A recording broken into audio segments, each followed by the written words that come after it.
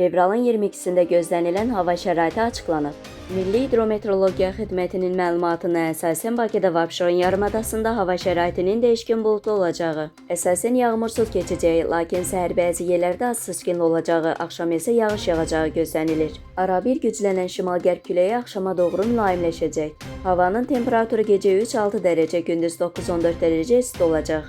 Atmosfer təzyiqi 765 mm civestonundan 762 mm civestona enəcək. Nisbi rütubət gecə 75-80%, gündüz 60-65% təşkil edəcək. Azərbaycanın rayonlarında havanın əsasən yağmursuz keçəcəyi, lakin axşam bəzi yerlərdə arabir yağıntılı olacağı gözlənilir.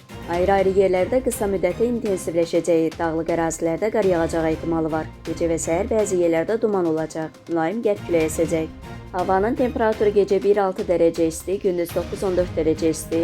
Dağlarda gecə 3 dərəcə şaxtadan 2 dərəcəyədək isti, gündüz 2-6 dərəcə isti olacaq.